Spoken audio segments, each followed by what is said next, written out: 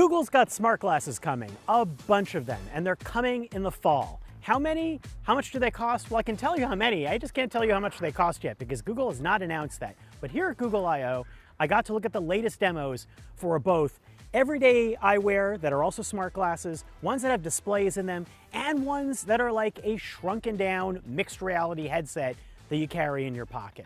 Let me explain.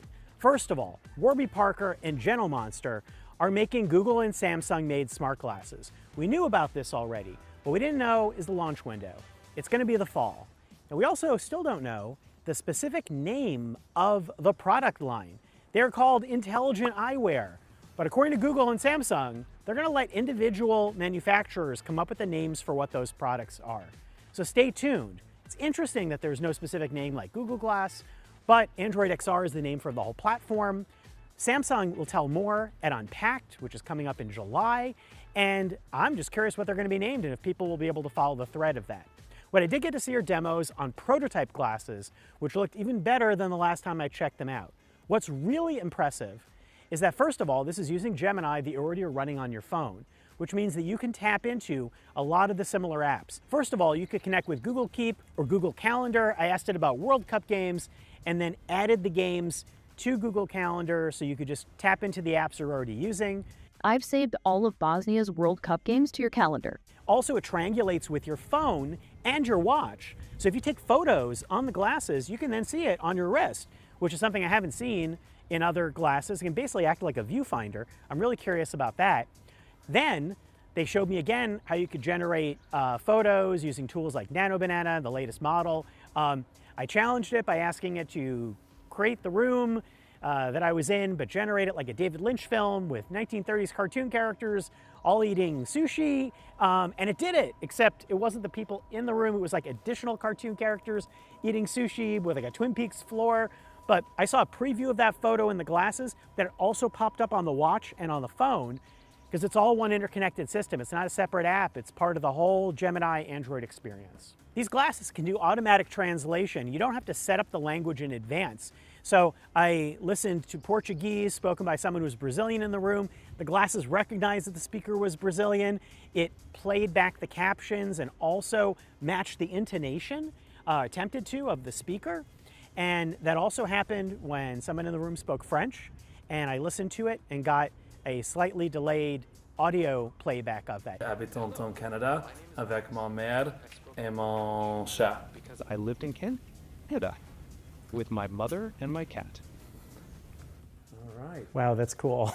Now, I've heard things like that before with preloaded language sets, but this is automatically recognizing and translating into Google's existing, dozens long set of supported languages. I also noticed that it can even explain how to play a game. I sat down and played Chinese checkers, and it started to play the game with me, looking at possible moves as I was playing. And another thing I really love, which is to dual display glasses. I looked at one of those with 3D interfaces, but that's not going to be coming until at least 2027, maybe later. Now, it's almost like augmented reality. You can bring up 3D images on the display glasses, and by tilting your head and turning your head from side to side, it uses the motion sensors, allows you to look around the object. Now, it's not the same as tracking the room around you like a mixed reality headset, but it's pretty close, and it gets along the path of where Samsung and Google are heading. But the thing that also really blew my mind is something called Project Aura, which I wasn't able to show in photos and videos before, but now I got to show you. It's XReal's pair of new glasses that are display glasses that also work with a little processor puck that's basically like a phone, but not a phone, that runs a chipset that runs Android XR. Last year, Samsung Galaxy XR was like an Apple Vision Pro competitor, big headset. This is just a pair of glasses and that little processor, and it does the same thing. These glasses also have a 70-degree field of view, which is bigger than other display glasses, smaller than a VR headset, but it's really good, and I don't really miss the extra field of view. It looks good enough.